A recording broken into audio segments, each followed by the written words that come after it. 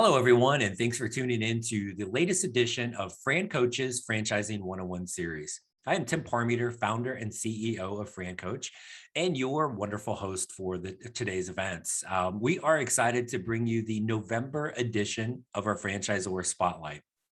In the Franchisor Spotlight, we get to feature one of our franchise partners, and we're going to spend the next 25-30 minutes getting a chance to take a deep dive into what they are all about. This month, we're going to shine our spotlight on a franchise that is in an industry that is always in demand and offers a unique ability to scale. What else does this franchise opportunity offer? How about great things like a low investment, low overhead, an amazing long-term growth potential, a B2B customer base, which creates a great lifestyle business for owners, long-term repeat customers, multiple revenue streams, and a small staff while working with sales and entrepreneur and a very professional clientele. Sounds pretty amazing. We're going to get to that in a second, but before we tell you their story, we have to tell you this one.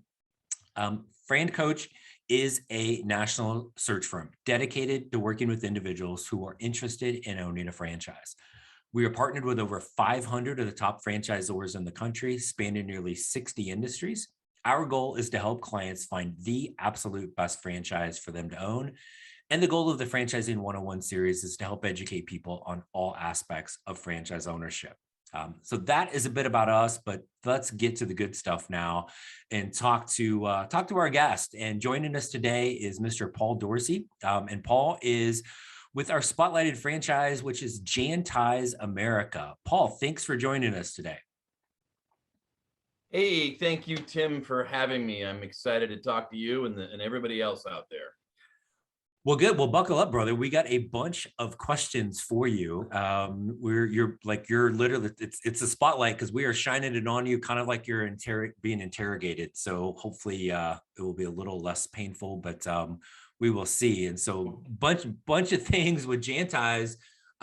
First and foremost, tell us just as a business model for the consumer, what services, products do you provide for your customers, and who are those customers? Well, thanks. But back to the buckle up comment you made there.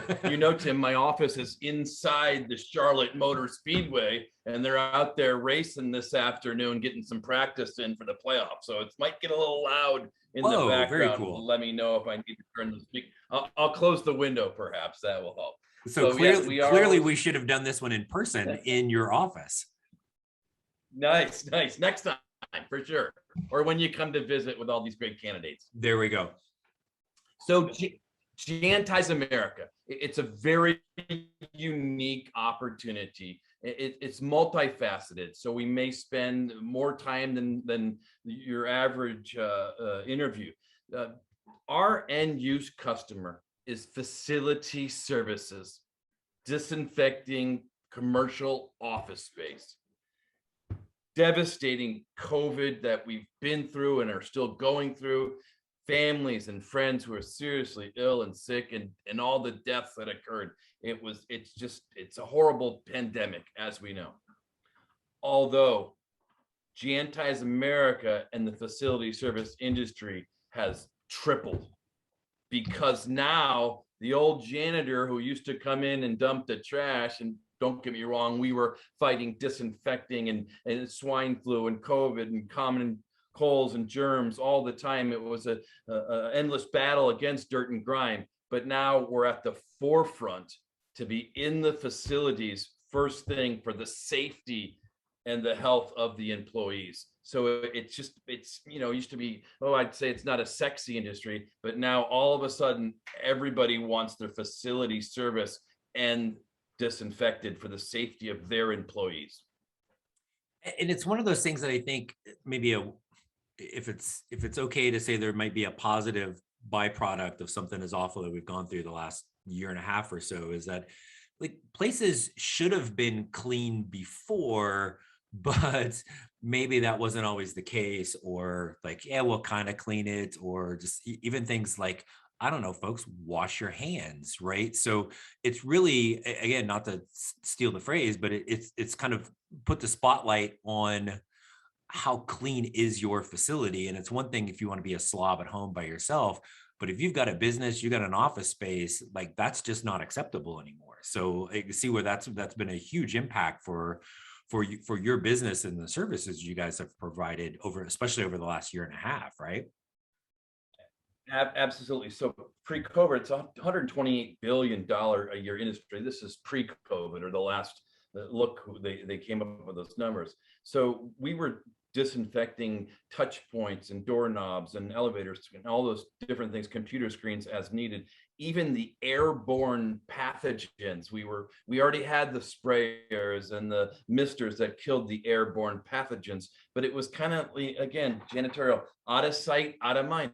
I got to even admit, years and years and years, and I've been doing this for, gosh, close to 25 years now. But prior to this, I thought there was little elves that came into the advertising office where I worked and dumped the trash each night. Just magically, it was gone. So again, it was in the background. Nobody knew or nobody cared until you need it, right? Exactly. And now everybody needs it. And now everybody needs it, right? So no, without question. So again, obviously commercial cleaning it's never going out of style. It's even more important now than ever, which makes this an incredibly sustainable business. But so from a service perspective, let's talk a little bit about the business model. And this is something that's referred to as an area developer model, which is not super common in the franchising world. So maybe just start there. When we talk about area developer model, what does that actually mean? So we have made the janitorial or the cleaning an executive sales business. And we have created that through this area developer. Some people call them master franchises or regional franchises.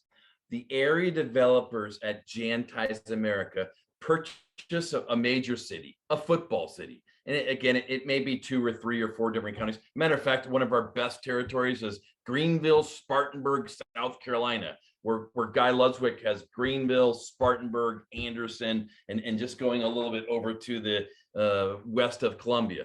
But so we've put some counties together, and he has a million, 2 million in population within that territory. So you've got an enormous area that you're able to work, and not just here's my single location at the corner of, First and Main Street. Of course. So Jim and Carl, who are the area developers down in Atlanta, I mean, their plan is to have 2 or 3 offices eventually. They have one in Norcross North, where they live in the suburbs, and then they want one in downtown Atlanta, and then they want one kind of southwest going out towards the Birmingham, because that's where all the industrial facilities are. So yes, absolutely. Robert Chess up in Raleigh, and I'll go into some more details that Mike, I don't want to jump ahead of you, but Robert Chess in Raleigh, he's actually sold 90 unit franchisees in the Raleigh, North Carolina territory. I'll go into the details there too, because I don't want to go down to a rabbit hole and not answer your first question there. So the area developers are sales and marketing machines, selling both local unit franchisees who take care of the end use customer that we discussed, and they're also selling the accounts or the new business development arm for all the unit franchisees within the territory. Again, you don't have to have a sales background, because it's just like McDonald's or Jiffy Lube. I don't want my area developers to be in there flipping hamburgers. My area developers are high level executive managers who could manage a sales team. And I want to come back to that piece, but the actual labor and the cleaning, disinfecting, everything that's being done, the service was provided to that end user. The area developer, that franchise owner, they're not doing the work, number one, right? But they're also not employing the labor, right? So they're almost kind of a mini version of the franchisor. So talk about how that works. One of the revenue streams for an area developer is basically selling selling those unit franchises to the people that are doing the work. Is that correct? Is that how that works? Absolutely. So it's the number one revenue generating source for the area developer. My area developers, as you say, are not in the janitorial or cleaning business. None of them have mops and brooms, nor do they have any keys or cords, nor do they go out after 5 o'clock to clean any facilities. They are in the franchise sales and support business. And you're absolutely right. A master franchise, an area developer, is an extension of the franchisor. So even some ads, why be a franchisee when you could be the franchisor within your particular local territory? So they're going out and when I get too deep into like the marketing of how you're going to find those unit franchise owners that are actually basically those are the people that want to go do the work for the most part, correct? Right. And I'm pretty transparent. So we use Google, and the Google ad says, be your own boss, own your own janitorial business, and the customers are guaranteed. Another one of, too, for unit franchise advertising is Facebook. Be your own boss, own your own facility service company, and the customers are guaranteed. Long ago, we even used Craigslist with classified ads, and all the franchise portals, franchise.com, franchise direct. Be your own boss, and the customer. We're the only franchisor that will offer you and guarantee the unit franchisees customers. So it's a no-brainer for the unit franchisees. Again, the unit franchisees are great operational customer service guys, husband and wife teams, and ex-military guys. Yes, Veterans Day, thank you. Yes, sir, no, ma'am, we'll take care of that right away. Although those unit franchisees, they don't want to sell. They're not sales. They don't want to pick up their first phone. They don't want to go to the chamber meetings. They don't want to knock on doors. I can guarantee you that. Although once you introduce them to a customer, you typically can have a customer for life, because those unit franchisees have a vested interest, paid, $10, $15, $20,000 for the rights to clean that facility. Which eliminates one of the biggest things that people will talk about now is, there's so many issues with labor this, labor that.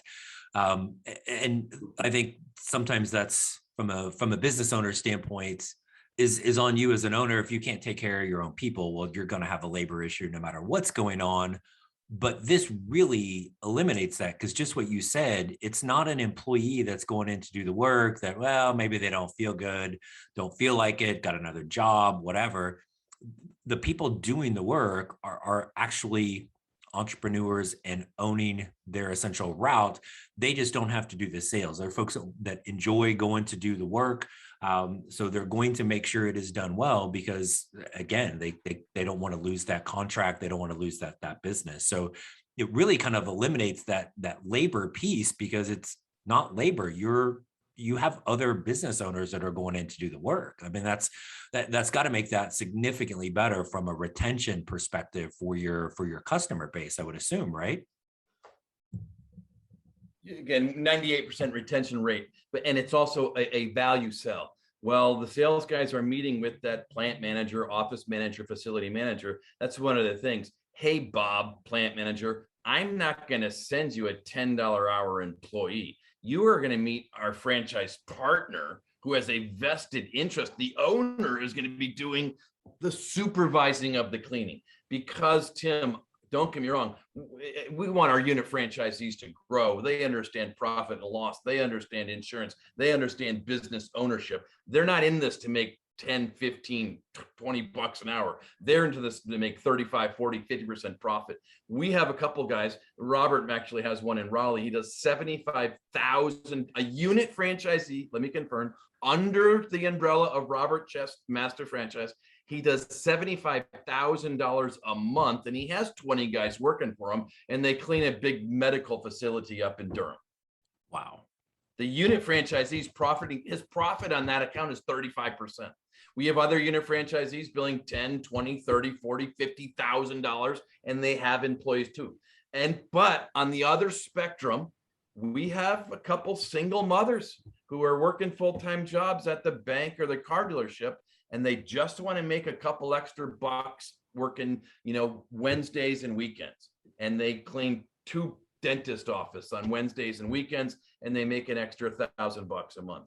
So like you said too, they're not clocking in, clocking out. They have the keys and the code. They can come and clean the buildings whenever they want. Just get it.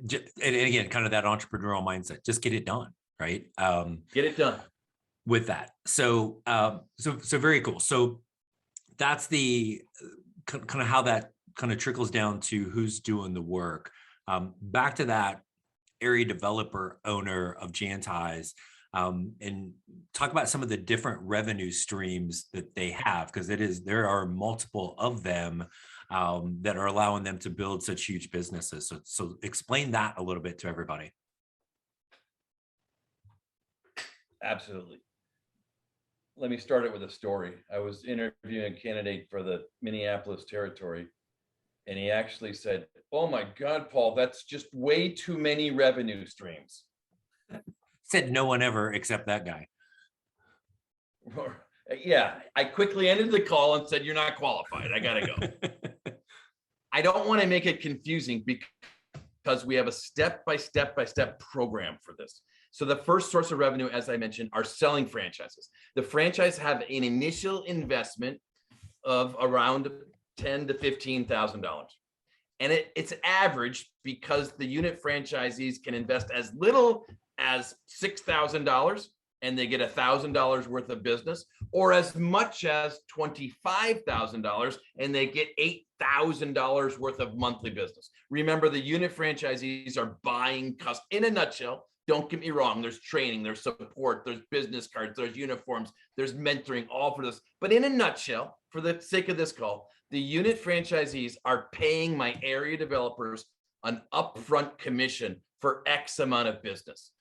We are also financing, which creates the second source of residual income. So they're putting down $10,000 on Plan J. The total package for that Plan J is actually $15,000, and we're financing $5,000 over 36 months. So again, let's jump. I mentioned Robert Chess up in Raleigh. Robert Chess has sold 90 unit franchises. He has 90 guys now paying him $150 a month on their notes. You can do the math. Probably not, but somebody Robert's could. not out cleaning at night. Right. Robert's out cleaning night. He's building his oceanfront property in the Outer Banks. I need to get down there and visit him. So this again is about, I want my area. We got to sell, when we've done the matrix, I know we got to sell 1.5 unit franchises, 1.5 unit franchises a month, or really 2. And again, the area developer needs to do that themselves, or they need to hire a regional guy who can sell and support the unit franchisees. And then we're financing those loans. I wish we could hop over, because the next one there too is the administrative fees. The administrative fees are 7%. And I wish we could hop over to my proprietary software that no one in the industry has. I call it JanView. So the unit franchisees log on, they can log on their phone, it's an app, and they see all their customers, all their invoices, all who's paid, what their net will be, all their supplies. There's a library and everything else. So everything, I think of Jantize America, my office is more of an IT company now, believe it or not, than we are even in a franchise or a facility service industry. So administrative fees are 7%, and that goes to the area developer. Building protection, and someone underlined insurance. This is an umbrella insurance policy. We can't call it insurance now because of some legal lingo. I don't want to go into all that on this call either. It's probably another topic we could have, the legal limbo of the NRLB, right? Building protection. So the area developer has an umbrella liability. $2 million liability, $50,000 janitorial service bond. The area developer owns the contracts to those car dealerships, those banks, those manufacturing facilities, and gives the rights for the unit franchisee to clean those facilities. The unit franchisees can say, hey, I want you to cover the insurance. Again, it's a facility insurance. If someone slips and falls, they're covered. If they knock down a computer, it's covered. It's all covered. Although there's a profit center there because the area developer is toting the no. And then, of course, you get into whatever franchisor. So my area developers are franchisors. They're not paying royalties. They're collecting royalties from their unit franchisees. And the unit franchisees pay a 9% royalty of their gross income. So remember the guy I mentioned? I don't keep jumping up to Robert because he's on my right-hand side when I point. If you could only see me in my office, Raleigh is right north of Charlotte. The unit franchisee, Ronald, who's doing $75,000 a month, Robert is receiving a 9% royalty and a 7% administrative fee. So 16% of that is going directly to Robert. Every month. Marketing, every month. Robert's up, he's doing well over $250,000 a month gross. So again, I don't have it. Maybe we should have had a calculator. I have a calculator. For you listening at home, bring out your calculator. Robert's doing $250,000 a month for the business. He's getting 16% of that month after month after month. Yeah, that's 40 grand. Oh, did I tell you he just sold another unit franchise for $20,000? Robert's not in the cleaning business. Robert is an executive manager. So marketing. Oh, and you know what? And you got me all excited on the next thing. Give us those last two things. Marketing fees. I like to call upgrades. So remember, I briefly spoke about, hey, the unit franchisee comes in and he initially invests $10,000. For that $10,000, we give him $3,000 worth of business or customers. Now, I don't know. It could be one account. It could be two or three. But we fulfill the gross $3,000. Once the area developer gets the gross filled, we send them a little letter. Hey, man, we fulfilled our obligations. You get you $3,000 worth of business. You got to start paying back on your loan now. And if you want any more business, you got to pay me a marketing fee or a commission. So guess what happens next? The area developer or his sales guys, again, this is not a one-man show. The area developer needs at least one, two, could be three or four outside sales guys, knocking on doors, going to the chamber meetings, bringing in the business. I know the industry, and the average sales guy brings in about $3,000 a month worth of new business month after month after month. So, hey, the plan is let's hire two sales guys. At the end of 12 months, I want you billing at least 70, maybe closer to $100,000 worth of ongoing residual billings for the unit franchisees to service. So going back to that marketing fee, Bob gets a new building and it's $1,000 a month. Hey, Bob, I got another building. It's $1,000 a month. Do you want it? And Bob, the unit franchisee, says, well, heck yeah, I do. Great, Bob. This is above and beyond what I was obligated to get you. So you must pay me 3 times the first month, $3,000. Bob's like, oh, crap. Well, I don't have $3,000. No problem. I could finance that over 12 months and take out $150 a month. Supplies and equipment, paper towels, tissue, soap, all those things to the end use customer. I'm buying wholesale from our Buckeye Cleaning Centers, our partner, selling retail. You can literally buy a case, and again, the big toilet paper dilemma that we went through too. We didn't have any problem here at Jantize America. We had direct to the source, right? You can buy a case of Charmin toilet tissue, 96 rolls in the case. I buy it for, I think it's like 36 bucks. I can resell that as an area developer to the end use customer for 100 bucks. Again, there's a nice little markup there. And then you get into the equipment, buffers, scrubbers, vacuums, you name it, to the unit franchisees. We really could spend time breaking down each one of these, multiple revenue streams like the guy in Minneapolis, but I'll stand by for your questions.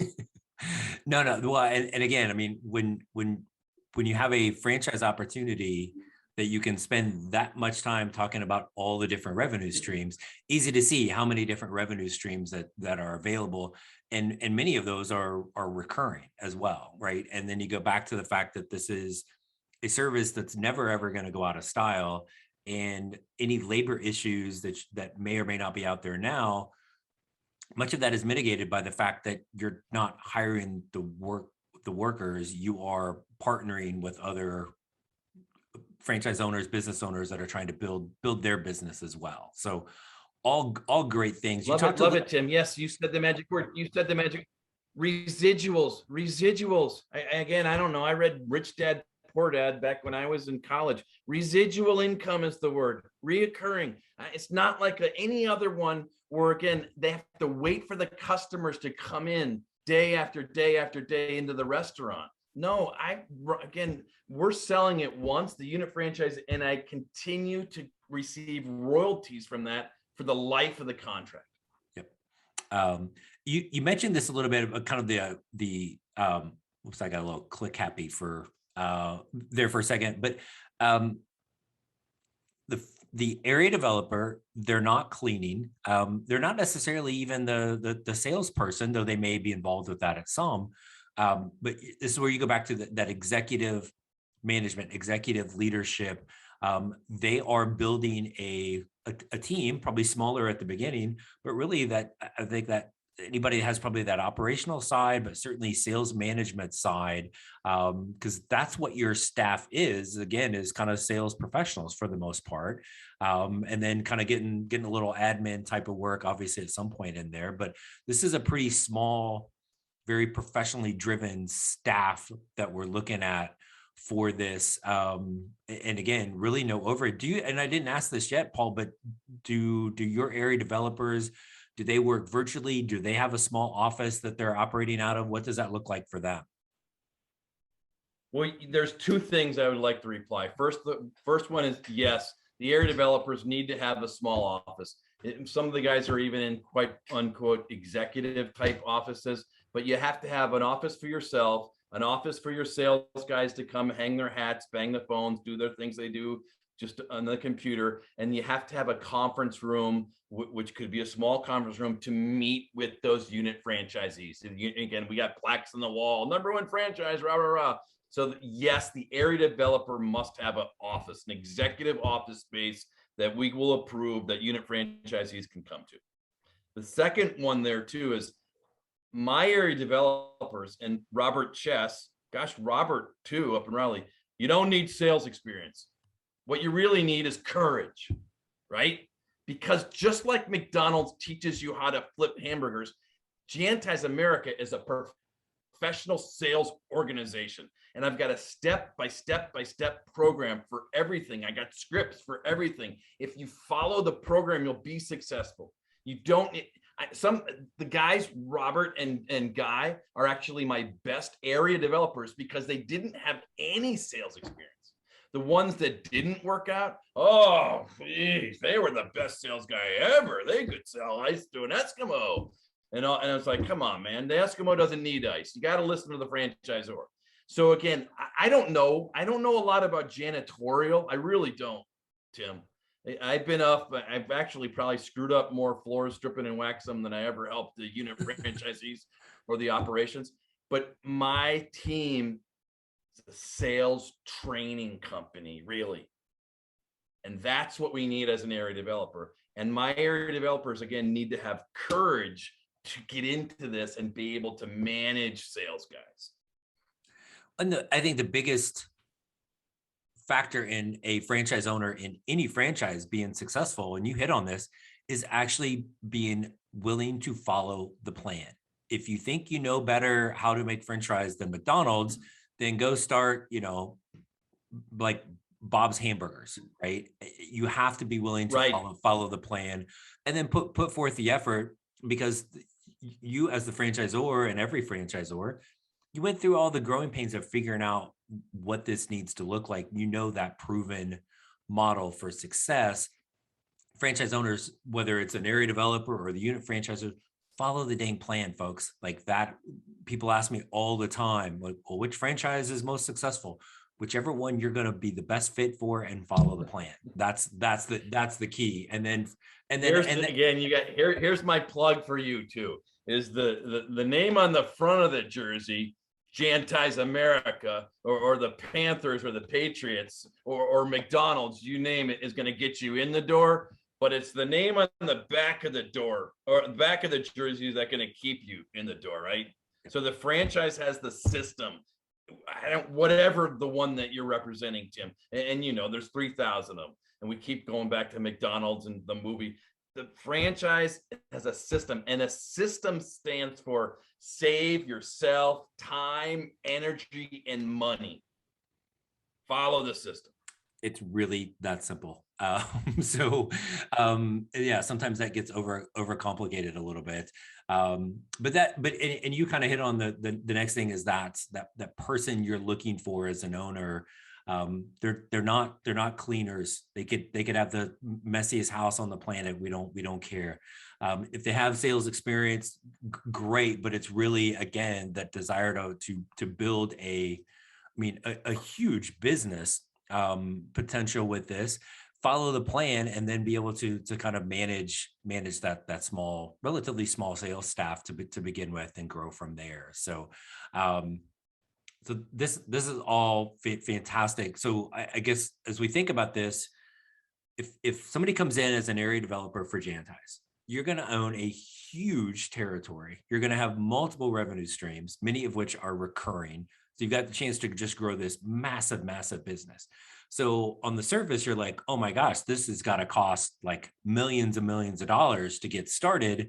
But I'm kind of leading you into this one, right? Because we know that's not the case, but give us a scope of what does that kind of initial investment look like for somebody to be an area developer for Jantize?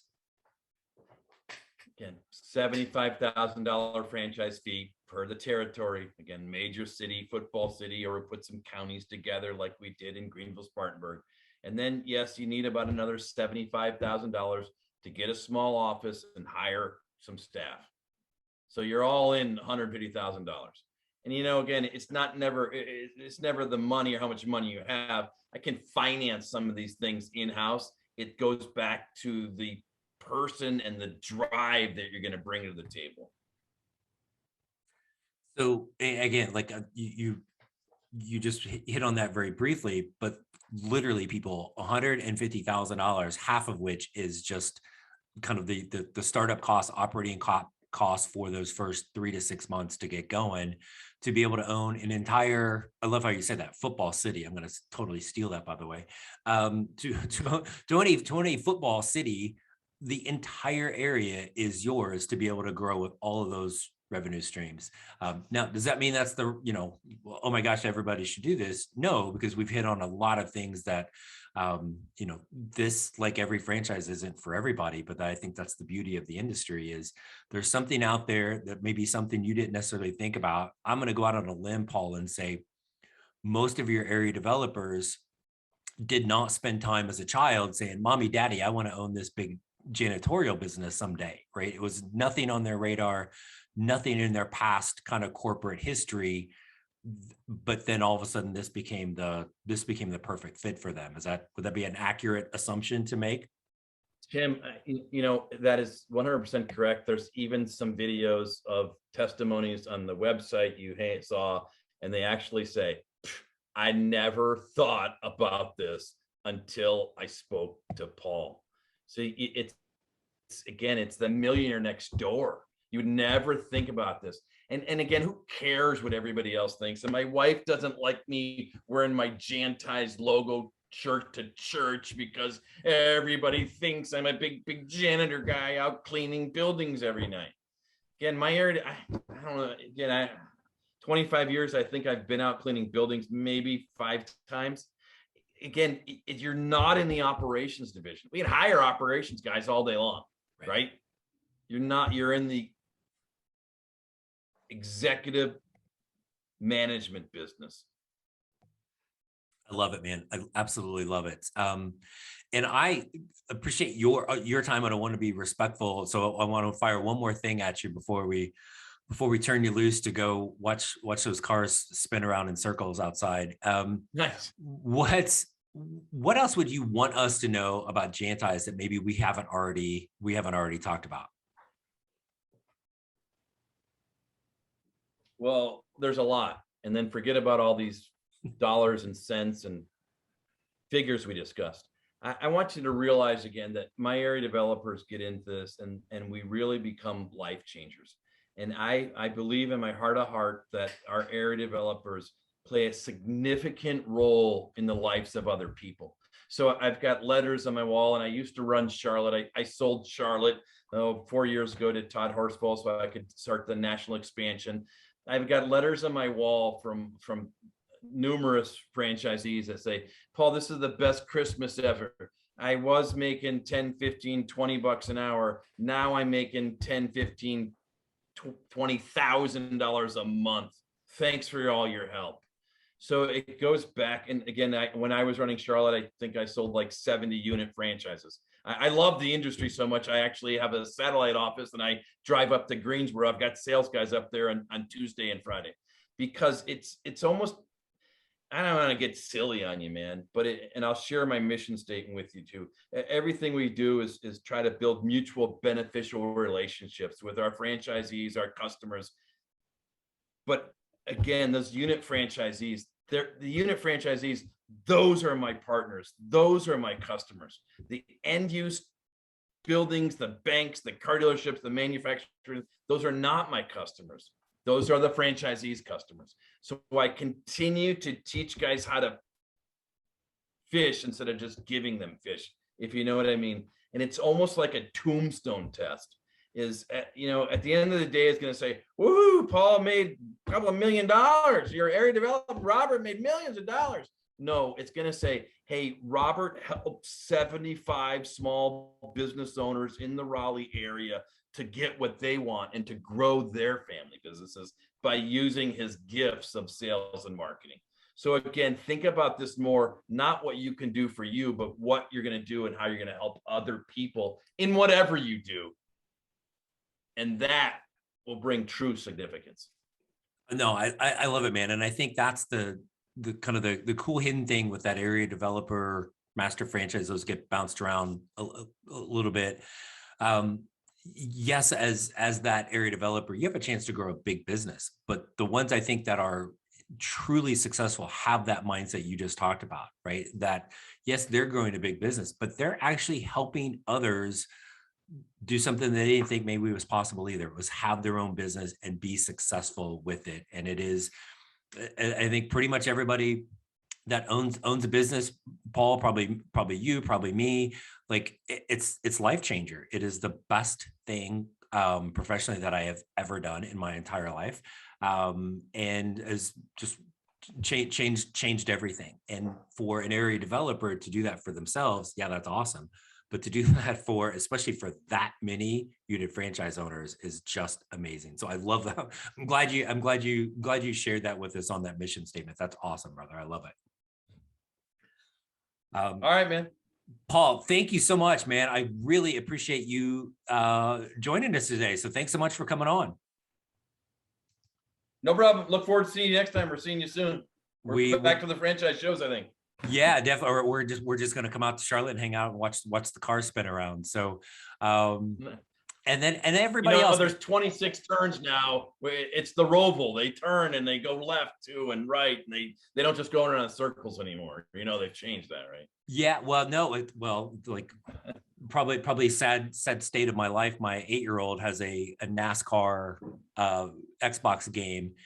And we play that once in a while. Not that I'm ever competitive and talk trash while I'm spinning around the track, but we don't like that one. That one's too hard. I want the one that's a little more ovalish, but very, very cool, man. And so we appreciate it. And as always, thanks for everybody for joining us and getting educated today about Jantize America. And hopefully this will help enlighten anyone interested in franchise ownership to some of the amazing possibilities that are out there. If you'd like to learn more about becoming a franchise owner or an area developer for Jantize or for any of the 500 plus franchises we're partnered with, then let's schedule a brief introductory call. Find us online at francoach.net or any of the social media sites. For all of our loyal podcast listeners out there, if you haven't yet, please be sure to subscribe and follow the Franchising 101 series wherever you listen to your podcast. Again, there's never any fee for our service. We encourage you to take that first step today to help creating your better tomorrow. Thanks, everybody, for tuning in. Stay safe, and we hope to connect soon. Have a great day.